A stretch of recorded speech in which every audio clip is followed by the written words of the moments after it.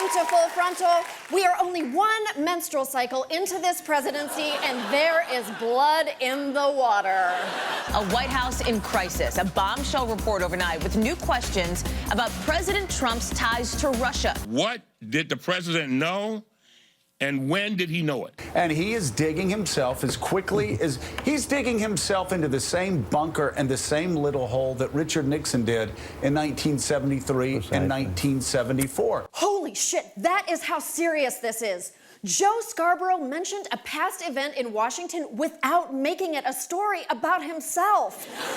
Today, all of us, Democrats and Republicans, woke up with this sick feeling that our president could be a Russian puppet. No puppet, no puppet. And it's pretty clear. You're the puppet. Well, that's a relief. If he's yelling that angrily, it must be true. I'll just accept POTUS's tweet explanation that any report of his senior staff yakking on the phone with the Kremlin like a pair of teenage girls is both illegally leaked and completely made up. Let's move on, because in the past few weeks, while we were all staring directly at the eclipse of national security and democratic norms, we've been blind to something else. Namely, our Republican Congress going hog wild like Amish twins on Rumspringa. Today, the Senate gave final approval to another bill that would let coal companies dump debris into nearby streams. Who the fuck asked for that? I have never seen citizens driving around with pro-coal juice bumper stickers. Senate Republicans won't get 60 votes for a Make America Mercury Again bill that doesn't save jobs. But hey, lucky us, they don't have to. Republicans are steamrolling Democrats, slashing regulations left and right, and they're doing it using an obscure law called the Congressional Review Act. Oh, God, sorry.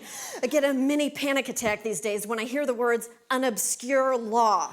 Also happens when I hear a routine phone call, a norm, not a law, and Friday afternoon announcement. Okay, hit me. What is the Congressional Review Act? The Congressional Review Act allows for a quick rollback on regulations passed in the last 6 months of the Obama presidency with a simple majority vote. Once the president signs off, the agency cannot reenact a similar rule, an unprecedented tactic to overturn multiple laws from a previous administration. Or, as the actual text of the act puts it, yoinked your regs, no backsies, sucks to be you. The act has been used successfully only once, in 2001, to roll back Bill Clinton's OSHA requirements, because if anyone cared about creating a safe and harm-free workplace, it was Bill Clinton. But when the current Congress discovered this fun toy, they were as excited as a puppy discovering a dildo, and just as destructive. When Congress uses it 5 times in just 1 week, that truly is unprecedented. More than 50 regulations are vulnerable, from the Healthy Hunger-Free Kids Act that sets nutrition standards for school lunches to a regulation intended to increase access to treatment for opioid use. Joke's on you, Republicans! If school kids are hungry and hooked on opioids, they'll never have the stamina to learn that Jesus wrote the Constitution. Now, if you're wondering, won't coal-flavored rivers also be bad for the wild animals? Don't worry, there won't be any. Republicans plan to roll back parts of the landmark Endangered Species Act. It comes after decades of complaints that it hinders drilling and logging projects. Changes proposed would be limiting the amount of lawsuits used in the law's name and limiting the number of species that can be protected at any one time. That is not how extinction works. The endangered species list isn't a nightclub. You don't wait for one breeding pair to leave before you can let another one in. Hearings began today on modernizing the Endangered Species Act the same way an elderly volunteer modernized that fresco of Jesus. H.R. 717 would delay the already slow approval process, give industrial interests greater influence, and give government officials power to prioritize which species get protection, which will be particularly tough on the Muslim animals. Meanwhile, Wyoming's newest Congress Cheney is co-sponsoring a bill to delist the gray wolf, so their burgeoning Wyoming population of less than 400 can be culled down to a more reasonable none. Leave it to Dick Cheney's daughter to make it legal to shoot things in the face. Here's the thing. The vast majority of Americans support wildlife protection. The Endangered Species Act unites conservative warriors and unemployed liberal farmers.